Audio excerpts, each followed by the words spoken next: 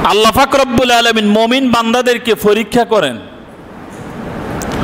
পরীক্ষা যারা উত্তীর্ণ হয়, পরীক্ষা যারা সফল হবে, আল্লাহ পাক রব্বুল আলামিন তাদেরকে কামিয়াব করবেন। এই কারণে আল্লাহ পাক রব্বুল আলামিন কোরআনের মধ্যে বলছেন, ওয়ালানাবলুওয়ান্নাকুম বিশাইইম মিনাল খাউফি ওয়াল জুই ওয়া নাকসিম মিনাল আমওয়ালি ওয়াল আনফুসি ওয়াস সামারাত ওয়া বাশশিরিস সাবিরিন, যে আমি তাহাদেরকে ক্ষুধা দিয়ে, অভাব দিয়ে, তাদের মাল ধন সম্পদগুলা ক্ষতি করে, তাদের ফসলগুলোকে নষ্ট করে দিয়ে তাদেরকে আমি পরীক্ষা করতেছি। কেন? ওয়ালা নাবলুওয়ান্নাকুম বিশাইইম মিনাল খাউফি ওয়াল জু, অভাব অনটন দিয়ে তাদেরকে আমি পরীক্ষা করতেছি। ওয়ানাফসি ওয়াল আমওয়াল, ধন সম্পদ দিয়ে তাদেরকে আমি পরীক্ষা করতেছি।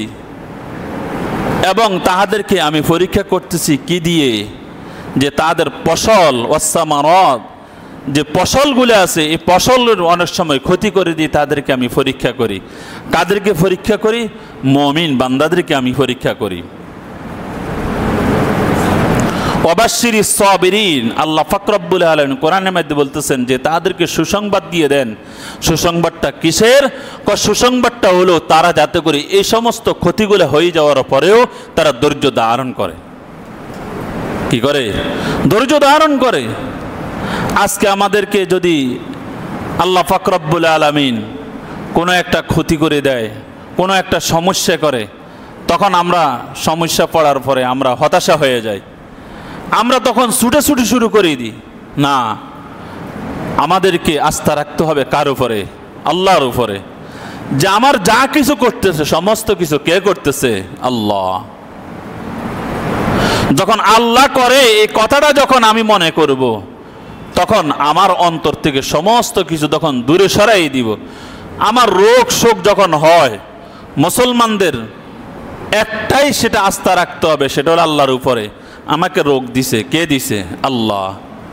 অসুস্থ করছে আল্লাহ, আবার সুস্থ করবে কে? আল্লাহ। আমাকে সমস্যায় ফেলাই দিছে কে ফেলাইছে? আল্লাহ। আমার ব্যবসার সমস্যা হয়ে গেছে কে করছে? আল্লাহ।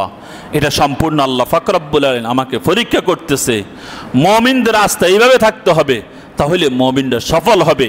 আর এই সফলের ক্ষেত্রে এই কারণে আল্লাহ পাক রব্বুল আলামিন কোরআনের মধ্যে ওয়াবাশশিরিস সাবিরিন, যারা ধৈর্য ধারণ করে তাদেরকে বলেন, তাদেরকে সুসংবাদ দিয়ে দেন। সুসংবাদটা কি?